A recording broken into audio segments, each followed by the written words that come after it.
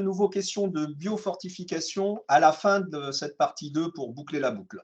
Mais à présent, effectivement, on va s'intéresser à la relation entre les oligos et les plantes. Donc, je vais très vite rappeler quelques rôles des oligos en physiologie végétale, donner des chiffres repères en termes de concentration et puis d'exportation. On le fait pour les majeurs, il n'y a pas de raison de passer dessus pour les oligos. On verra aussi ce qui peut expliquer les concentrations en oligo dans les parties comestibles par rapport aux facteurs du milieu, enfin si c'est facile de prévoir la qualité d'un aliment.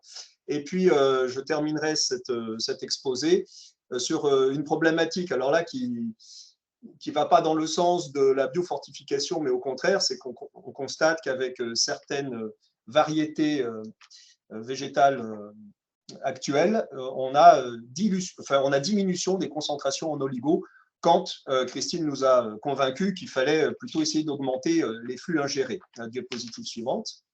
Donc, au niveau de la physiologie des oligo-éléments, j'ai essayé de diviser en plusieurs grands chapitres. Donc, sur chaque colonne, vous avez les oligo-éléments, fer, cuivre, molybdène, manganèse, zinc, bore. Et puis, je les ai répartis selon qu'ils aient plutôt des rôles dans les processus de la photosynthèse. Donc là, vous allez voir que chaque ligne touche de manière plus ou moins directe au processus de la photosynthèse. Ensuite, j'ai une deuxième partie qui touche à la croissance des cellules et des organes. Bon, là, la répartition est un peu arbitraire. Une troisième partie qui touche à la fixation de l'azote ou au cycle de l'azote dans la plante. Il y a des rôles aussi qui reviennent assez souvent selon les oligos qui permettent de lutter contre les stress oxydatifs au sein des feuilles, par exemple, qui sont soumises à beaucoup de rayonnement et qui n'arrivent pas à exporter les électrons. Et puis, synthèse des acides nucléiques. Alors, voilà, ce que l'on peut voir, c'est que les oligos sont impliqués dans beaucoup de processus. Et ce que je retiens de cette bibliographie, c'est qu'en fait, bien sûr qu'il existe, comme on va le voir, des tableaux de symptomatologie où, avec des règles, en appliquant des règles assez strictement, on peut éventuellement remonter à un élément. Mais ce qu'il est difficile de faire, c'est le lien entre le symptôme exprimé par la carence d'un de ces oligos et la fonction clé principale qu'il joue au sein du végétal. En fait, il y a quand même beaucoup de distance entre la fonction, surtout qu'il y a des fonctions, et la manière dont ça se manifeste au niveau du végétal. Donc, en fait, c'est pratiquement impossible, même si l'on sait que le manganèse ou zinc joue sur la photosynthèse, à la vue des symptômes, de se dire, ah bah oui, c'est bien donc, à la vue de ce qu'on voit sur la feuille, c'est bien le zinc et le manganèse parce qu'on sait que ça joue sur la photosynthèse. D'abord, il y a plusieurs oligos qui jouent sur la photosynthèse. Et puis, voilà, quand on ira voir un petit peu ce que sont les symptômes de carence, on s'aperçoit que ce n'est pas toujours très facile de revenir aux rôles fondamentaux. Suivante. Alors, je vais simplement détailler un tout petit peu le rôle du cuivre et du zinc. Alors, je ne sais pas si les diapositives sont passées sur votre écran. Sur le mien, ça bloque. Voilà, merci. Je focalise juste sur ces deux éléments parce que dans les cas d'études qui vont suivre, ce sont les deux oligos sur lesquels on va focaliser. Bien sûr qu'on n'avait pas le temps de passer en revue tous les oligos, donc on a choisi cela. Donc, ce que vous pouvez retenir, c'est que le cuivre intervient, comme on l'a vu tout à l'heure, dans la photosynthèse, la respiration, le métabolisme des parois cellulaires, la protection des tissus contre les stress oxydatifs et également la fixation de l'azote. Voilà.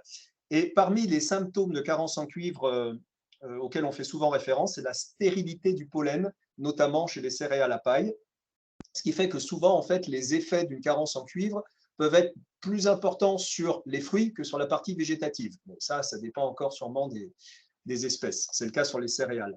Quant au manganèse, dont il sera également question dans les exemples suivants, il intervient aussi dans la photosynthèse, la réduction des nitrates au niveau des feuilles, la synthèse de la chlorophylle, des acides aminés, et notez aussi que sur certaines fonctions d'activité enzymatique, il peut s'échanger avec enfin en tout cas, il peut se substituer au magnésium. Dans la diapositive suivante, merci Sophie, nous allons simplement regarder quelles sont les concentrations de ces oligo-éléments dans les plantes. Donc la troisième colonne donne des milligrammes par kilo pour les 6 premiers oligos. Et ensuite, dans le bas du tableau, je les ai mis, c'est des pourcentages. Donc là, on passe d'une échelle à l'autre pour les éléments majeurs. Et par exemple, le molybdène, bon, concentration classique, et là, c'est vraiment une moyenne, quelle que soit la plante, le stade, l'organe, 0,5 mg par kilo, avec des échelles qui peuvent quand même pas mal varier. Les fourchettes de ces concentrations dépendent du climat, notamment de la disponibilité en eau, du type de sol, des interactions entre les oligos et ou entre oligos et majeurs, comme on le verra, de la biomasse, de la culture, etc. Dans ce tableau, j'ai également sur la colonne, là où il y a la souris qui s'agite, là, proposé des teneurs de ces oligos dans les sols. Alors bon, il y a des références, c'est tout à fait discutable, mais disons qu'il doit y avoir sûrement des fourchettes de variation importantes. Donc ce sont des sols plutôt dits naturels. Et je me suis intéressé au rapport de la concentration de la plante par rapport au sol, pour voir finalement, au point de vue de la production végétale, lesquels de ces éléments sont les plus limitants pour la production. Donc, quand le rapport est élevé, ça veut dire qu'il y a un manque relatif dans le sol par rapport à la plante. Et donc, si l'on regarde par rapport à la liste des principaux éléments absorbés par les plantes, on va dire une douzaine, 6 majeurs, 6 oligos, les 3 premiers limitants, les plus limitants, c'est-à-dire qui sont relativement pauvres dans le sol par rapport à la demande de la plante, c'est NPK. Voilà. Ensuite, en orange, on aurait le magnésium, le soufre et le bore. Et puis, en vert foncé, à l'opposé, les éléments qui seraient a priori les moins limitants. Donc, vous voyez que, certes, ce sont des oligo-éléments, il n'y en a déjà pas beaucoup dans le sol, il n'y en a pas beaucoup dans la plante, mais quand on fait le rapport de ce qu'il faut absorber par rapport à l'offre du sol, finalement, les oligo-éléments ne sont pas ceux des éléments qui seraient le plus susceptibles de manquer. Et nous verrons par la suite d'ailleurs que des vraies carences en oligo, il peut y en avoir, mais c'est quand même plutôt rare. Et souvent, si la plante a des problèmes d'absorption des oligos, ce n'est pas parce que l'élément est absent du sol, mais c'est parce qu'il est bloqué par d'autres processus. Suivante. Alors là, j'ai simplement transformé des concentrations en flux en vous proposant des kilos d'éléments contenus dans la biomasse. Et là, c'est par hectare et par an. Donc là, vous avez tous les majeurs, c'est assez connu. Je pense que j'ai dû prendre un blé à 80 quintaux par hectare. Et vous avez, par exemple, le molybdène, c'est 10 grammes, quand l'azote, c'est beaucoup plus. Donc, en gros, le rapport entre ce qui est exporté par l'azote et le molybdène, ça serait... c'est de 30 000, donc j'ai calculé, je vais faire des mesures, c'est la surface d'une chaise sur un terrain de foot. Voilà. Mais le molybdène, vous enlevez cette chaise, ça ne marche plus. Suivante, quelques teneurs d'oligo-éléments dans quelques aliments. Alors, vous avez j'ai pris 4 exemples, le cuivre, le fer, le manganèse, le zinc. En orange, j'ai proposé des céréales. En rouge, des fruits. En vert, des légumes. Et puis ici, le x3, x8, x25, x50, c'est l'écart entre la concentration de l'élément qui en a le moins dans ma liste et l'élément qui en a le plus. Donc, il n'y a pas vraiment de règles. Enfin, je vais le synthétiser un petit peu après. Vous pouvez regarder, là, si vous voulez vous faire un bon régime à midi, ce qu'il faut manger en termes de cuivre et de fer. J'ai mis les épinards, là, simplement pour le faire, pour tordre le cou à la légende comme quoi le contenu en fer des épinards est très très fort, mais ça vous le saviez déjà. Et pour essayer de synthétiser cette figure, je propose la suivante. En fait, ce que l'on peut dire, c'est que je n'ai pas trouvé vraiment dans la liste des éléments que j'ai pris de très grande logique. Par exemple, sur les céréales, eh bien, on a l'avoine qui était l'élément qui pouvait contenir le plus d'oligo-éléments, mais dans les céréales, on avait aussi le blé qui était parmi les éléments qui en avaient le moins. Donc, on ne peut pas dire les céréales se placent comme ça par rapport aux légumes, par rapport aux fruits. Il y a énormément de variabilité à l'intérieur de ces grandes familles. J'ai plutôt trouvé que quand un aliment était riche en un oligo-élément, il était plutôt riche en plusieurs oligo-éléments. C'était assez rare de voir un oligo très très concentré et le reste à l'opposé.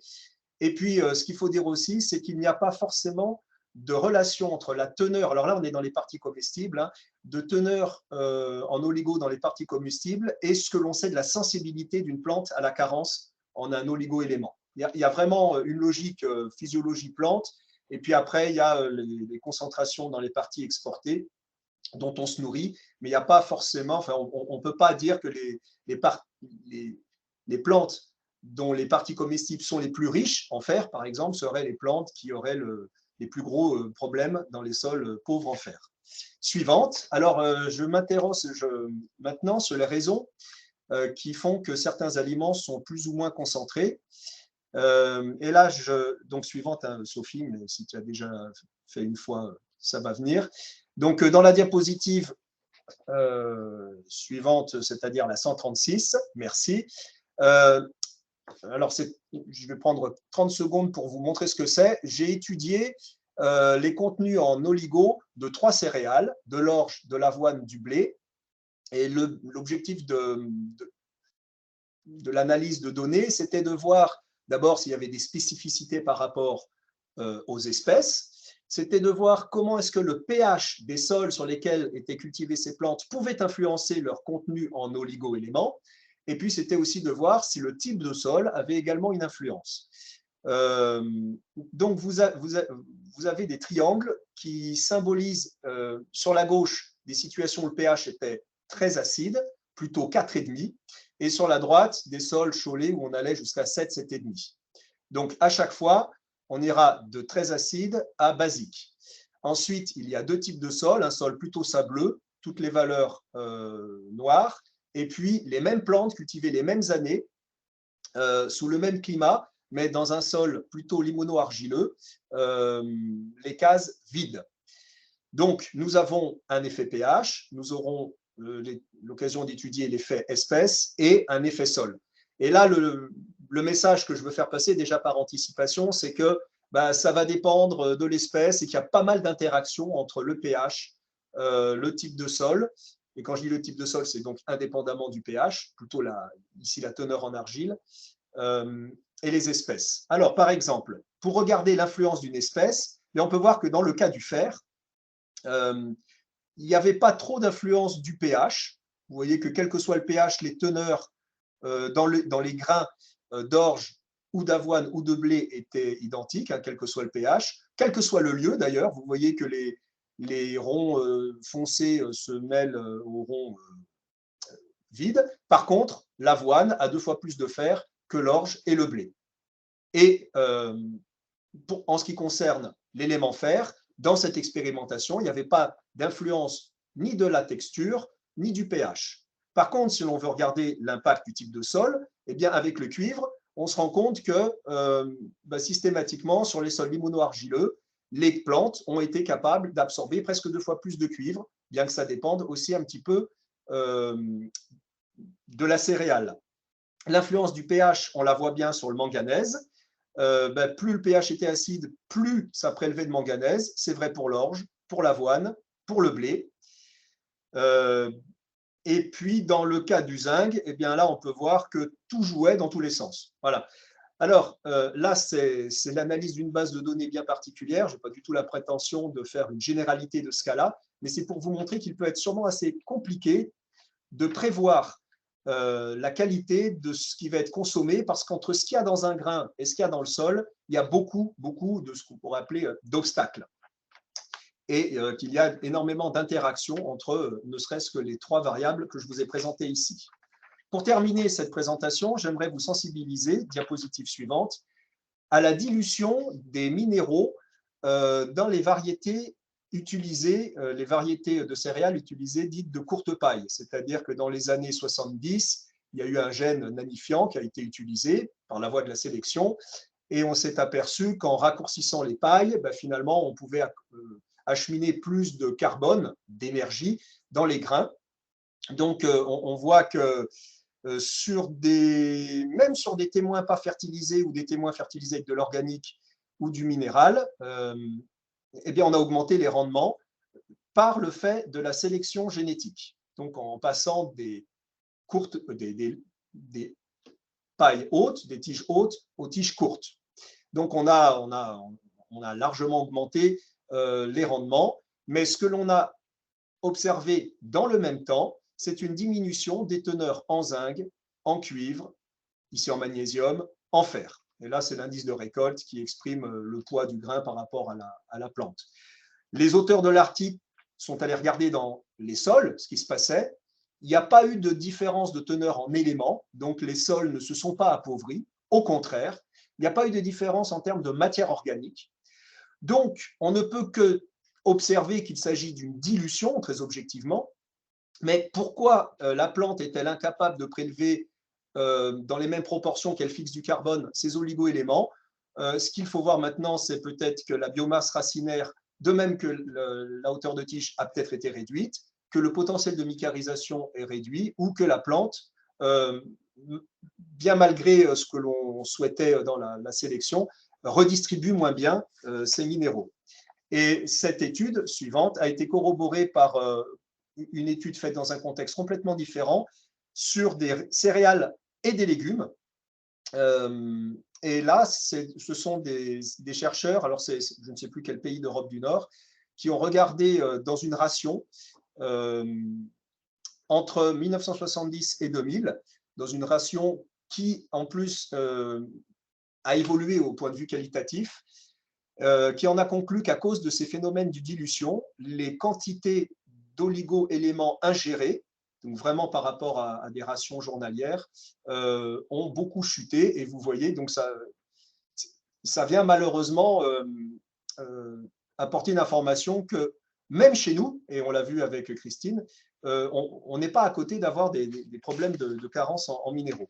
Pour conclure sur cette introduction sur la physiologie, eh bien, les fonctions donc, des oligos sont difficilement rattachables à leurs symptômes. Il y a une très très grosse variation de concentration au sein même des oligo-éléments entre celui qui est le plus dilué et celui qui est le plus concentré, que les concentrations dans les tissus sont très très variables en fonction de l'âge du végétal lui-même, du tissu, feuilles ou grains, etc., du climat, des pratiques. Les flux exportés, je ne reviens pas dessus, et je terminerai en pointant du doigt cette problématique de dilution des oligo-éléments dans les cultivars modernes de céréales, mais également, comme l'a montré l'autre article, des fruits, certains légumes. Voilà, donc maintenant on va enchaîner avec la suite. Merci Aurélia. Merci Lionel.